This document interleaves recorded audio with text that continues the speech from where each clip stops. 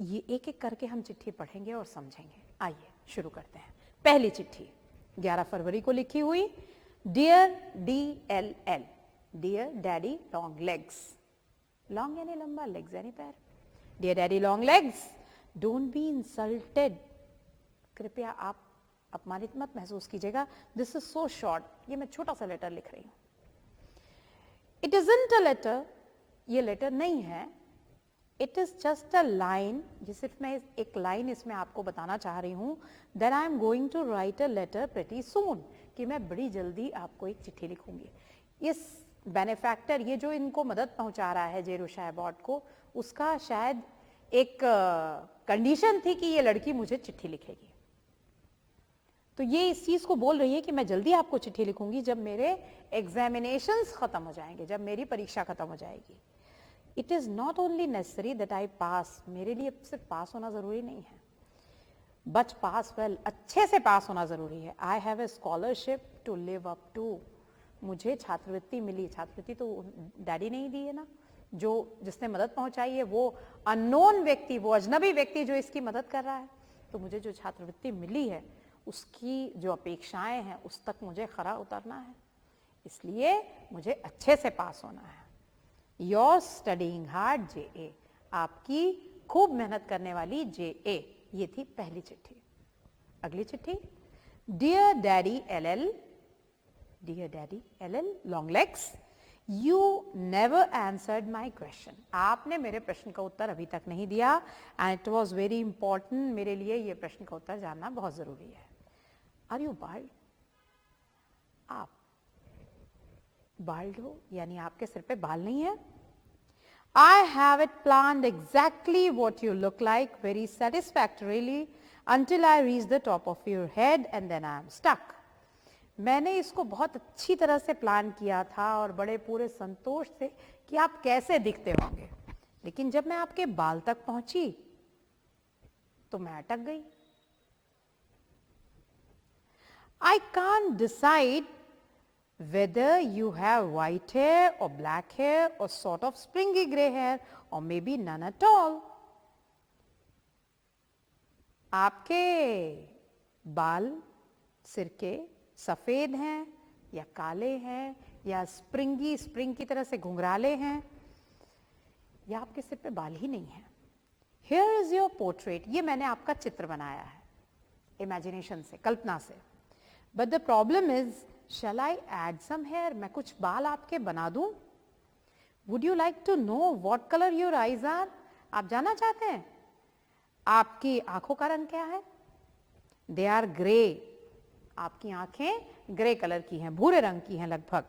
And your eyebrows are like a porch roof. और जैसे porch का रूफ होता है ना, वैसे आपकी आईब्रोज ऐसा सामने खूब घनी आईब्रोज हैं। And your mouth is straight line with a tendency to turn down at the corners. आपका मुंह एकदम सीधा है, tendency to turn down at the corners, corners पे झुका हुआ। Oh, you see, I know you are a snappy old thing with a temper. मैं जानती हूँ आप बहुत फुर्तीले हैं लेकिन बूढ़े हैं, ओल्ड हैं और थोड़ा सा गुस्सैल भी हैं। ऐसा कौन बोलती है? जेरूशा एबॉट चिट्ठी लिख रही है। इसके बाद अगली चिट्ठी 9th जून, डियर डैडी लॉन्ग लेग्स, अब की बार पूरा लिख रही है। प्यारे पिताजी लंबे पैरों वाले, हैप्पी डे, आज का दिन बढ़िया रहा। I have just finished my last examination physiology and now 3 months on a farm. मैंने अपना अंतिम एग्जाम फिजियोलॉजी का दे दिया, अब मुझे 3 महीने किसी खेत में बिताने हैं। I don't know what kind of a thing a farm is. मैं तो जानती नहीं फार्म होता कैसा है। I have never been on one in my life. मैं कभी किसी खेत में गई ही नहीं हूँ। I have never ever looked at one. मैंने किसी फार्म को देखा ही नहीं है except from the car window. सिर्फ कार में जब बैठती हूँ तो उसकी खिड़की से दिखता है। But I know I'm going to love it. पर मैं जानती हूँ कि मुझे बहुत पसंद आएगा।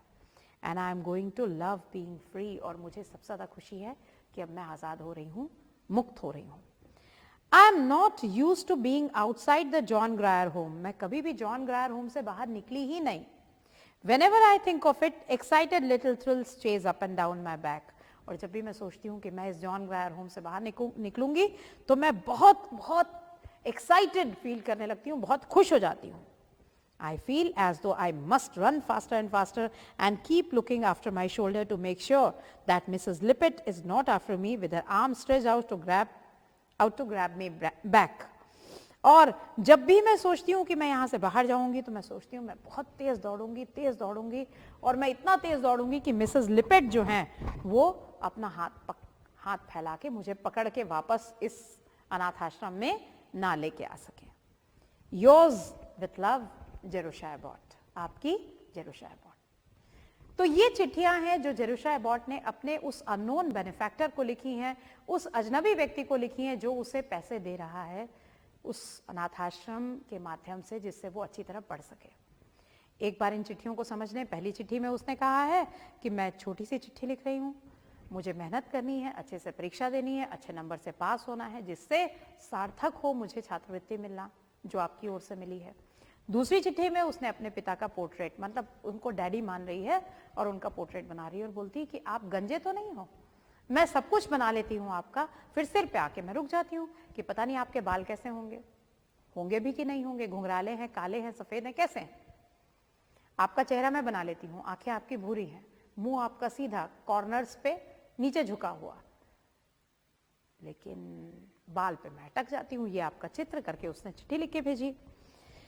और फाइनल चिट्ठी में उसने कहा कि मेरा अंतिम एग्जामिनेशन हो गया है, अब मैं खेत में मुझे 3 महीने व्यतीत करने हैं और मैंने तो कभी खेत देखा नहीं, तो अब मैं सोच रही हूँ कि कितना अच्छा होगा कि जब मैं इस जॉन ग्रायर होम से बाहर जाऊंगी और मैं तेजी से दौड़ूंगी, जिससे मिसेस लिपेट जो वहाँ की वार्डन है, उस अनाथ आश्रम की संचालिका है, वो मुझे पकड़ ना पाए.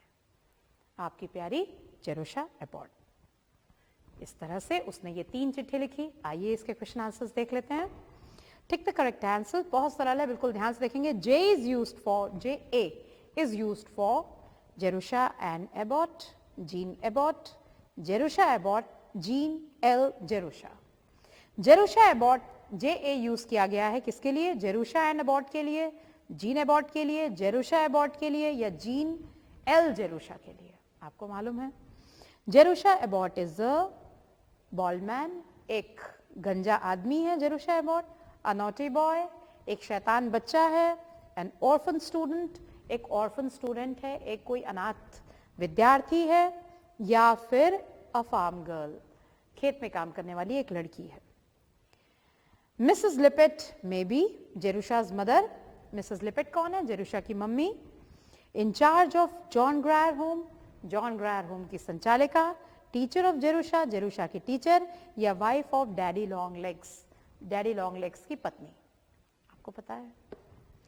Are you bald is written to, आप क्या गंजे हैं? Written to John Grier, John Grier के लिए लिखा है, मिसेस लिपेट के लिए लिखा है, डैडी लॉन्ग लेग्स के लिए लिखा है, या जेरुशा अबॉट के लिए. ये भी मालूम है आपको. आंसर इन यस और no in the two the following questions. ये जो प्रश्न यहाँ लिखे हैं इसको आपको सही गलत में यस और नो में जवाब देना है. Is the writer happy to go on a trip to a farm, क्या लेखिका खुश है कि वो फार्म जाना चाहती है, जाने वाली है. Is the home in the lesson same as your home, क्या इस घर में, इस लेसन में जो होम है, जिस घर की बात हुई है, वो आपके घरों जैसा है? नहीं. Does the writer love daddy long legs, क्या लेखिका डैडी लॉन्ग लेग्स से प्रेम करती है? बिल्कुल. Has she finished the examination, क्या उसकी पढ़ाई हो चुकी है, परीक्षा हो चुकी है? Has daddy long legs answered her questions, daddy long legs ने कभी उसके प्रश्नों का उत्तर दिया? Answer the following questions in short. अब आपको कम शब्दों में जवाब देना है. What is the promise made in the first letter, first letter में कौन सा प्रॉमिस किया है उसने, जेरुशा अबॉट ने? मैं अगला पत्र जल्दी लिखूंगी. Why does the writer say that this is not a letter, लेखिका ये क्यों कह रही है कि ये पत्र नहीं है? क्योंकि उसने सिर्फ ये बताया है कि मेरे एग्जाम्स चल रहे हैं, वो लेटर नहीं है. Why is the writer happy to go on a trip, writer क्यों खुश है कि वो एक ट्रिप पे जाना चाहती है? क्योंकि अनाथ आश्रम से बाहर निकलने की उसे इजाजत मिलेगी. Why does the writer say I am going to love being free, लेखिका ये क्यों कह रही है कि मुझे बहुत खुशी है कि बड़ी जल्दी मैं यहां से आजाद होने वाली हूं, थक चुकी है वो अनाथ आश्रम से. What is the name of the home the writer lives in, उस होम का नाम क्या है जहां वो लेखिका रहती है? Yes, John Grier home. What is the feeling you have for the writer, उस लेखिका से, उस राइटर से आपके प्रति आपकी भावना कैसी है? निश्चित रूप से सहानुभूति की भावना है। तो ये था आपका lesson dear daddy long legs. मिलते हैं नेक्स्ट वीडियो में।